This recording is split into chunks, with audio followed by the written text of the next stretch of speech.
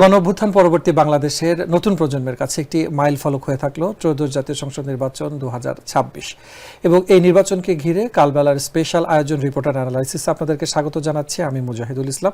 আমার সাথে আলোচনার জন্য উপস্থিত আছেন এসআই শরীফ, বার্তা সম্পাদক কালবেলা। শরীফ, আপনাকে স্বাগত জানাচ্ছি। আমরা যেমনটি দর্শককে জানাচ্ছিলাম যে সারাদিনের মাঠের যে পরিস্থিতি সেটি আসলে আপনারা আপনাদের পেশাগত জায়গা থেকে কিভাবে দেখছেন, সারা দেশের মানুষের খবর পেয়েছেন, ভোট কেন্দ্রের খবর পেয়েছেন, সার্বিক পরিস্থিতি বিবেচনায় বিষয়টিকে কিভাবে ব্যাখ্যা করবেন?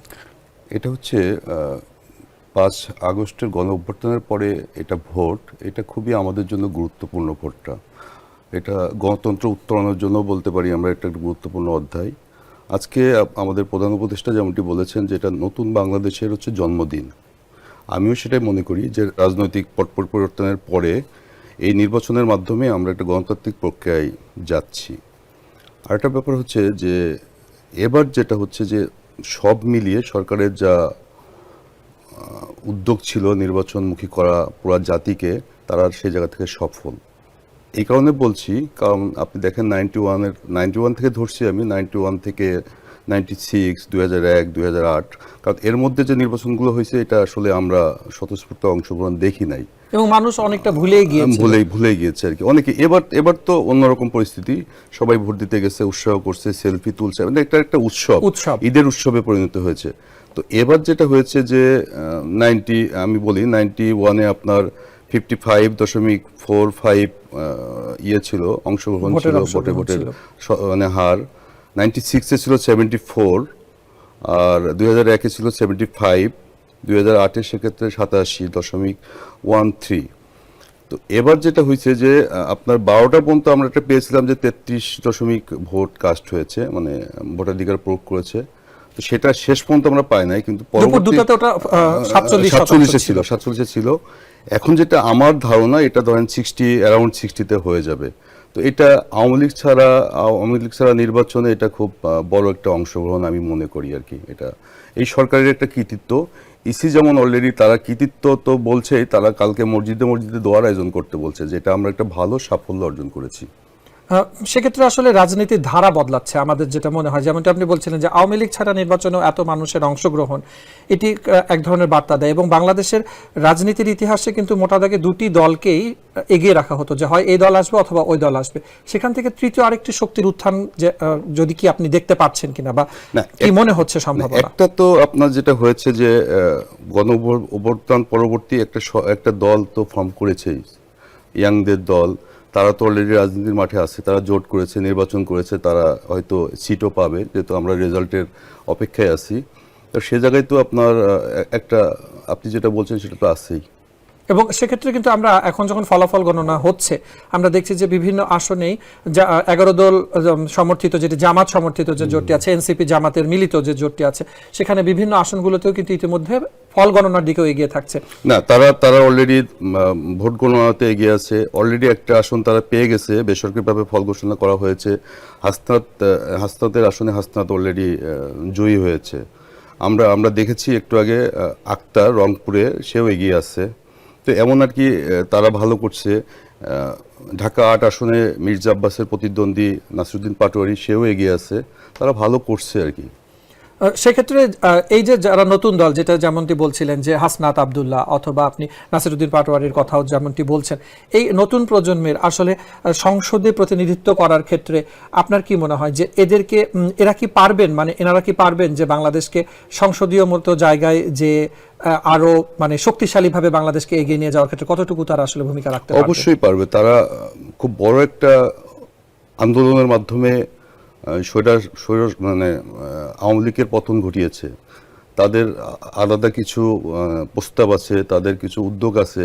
তারা অবশ্যই সংসদে কথা বলতে পারবে, মানুষের জন্য ভালো কাজ করতে পারবে, এটা আমি ব্যক্তিগতভাবে মনে করি। এবং আজকের সার্বিক যে পরিস্থিতি ছিল আইন শৃঙ্খলা, সেটি নিয়ে যদি একটু অবজারভেশনটা বলেন, যে আমরা কিন্তু দেখেছি গণঅভ্যুত্থান পরবর্তী বাংলাদেশে আইন শৃঙ্খলা পরিস্থিতি বেশ নাজুক অবস্থানে চলে গেছিল এবং মানুষের সাথে আইন শৃঙ্খলা বাহিনীর মানুষজন একটু দূরত্ব হয়েছিল, যেখানে আজকের পরিবেশটা কিন্তু একেবারেই ভিন্ন। এই যে একটা মেসেজ আজকে আসলো যে চাইলেই পরিবেশ নিজেদের মানে আয়ত্তে রাখা যায়, ভালো করা যায়, আইন শৃঙ্খলা পরিস্থিতি ভালো রেখেও যে কিছু আনা যায়, এই জিনিসটিকে কিভাবে একটু ব্যাখ্যা করবেন? একটা সুষ্ঠু নির্বাচনের জন্য সরকার আগে থেকে উদ্যোগ নিয়েছে, ইসি উদ্যোগ নিয়েছে, স্ট্রাইকিং ফোর্স কাজ করতেছে মাঠে। তো আমরা দেখতেছিলাম যে নির্বাচন নিয়ে কিছু শঙ্কা ছিল। একটা ব্যাপার ইসির জন্য সবচেয়ে ঝুঁকিপূর্ণ ব্যাপারটা ছিল, আমি মনে করি আইন শৃঙ্খলার চাইতেও ছিল, সেটা হচ্ছে যে অপতথ্য প্রচার। সে জায়গায় সবটুকু সফল হয়েছে এটা আমি বলবো না। গতকাল রাতেও অনেক অপতথ্য ছিল মাঠে, কিন্তু আজকের দিনটা আবার একটু ব্যতিক্রম। আর সেনাবাহিনী উদ্যোগ গ্রহণ করেছে, বিজিবি ছিল, পুলিশ ছিল, আনসার ছিল, তারা আজকে যথেষ্ট ভালো করেছে বলেই কিন্তু কোনো সহিংসতা হয় নাই। এটাও একটা ব্যাপার যে 91 থেকে ধরতেছি আমি, 91-এর পর থেকে এমনকি 2008-এর পরে যে নির্বাচনগুলো হয়েছে সেখানেও সহিংসতা হয়েছে। তো এবার নির্বাচনে সহিংসতা বলতে আপনার মাত্র একজন খুলনাতে, ওটাও ঠিক সহিংসতার মধ্যে পড়ে না, দুই পক্ষ ধাক্কাধাক্কি করা, কিন্তু তিনি অসুস্থ হয়ে যাওয়ার পর বলতে বলা হচ্ছে, দাবি করা হচ্ছে যে গাছের সঙ্গে মাথা ধাক্কা লেগে সে মারা গেছে, এমন আর কি। আর 7-8টা অ্যাক্সিডেন্ট আছে, তারা অসুস্থজনিত কারণে মারা গেছে।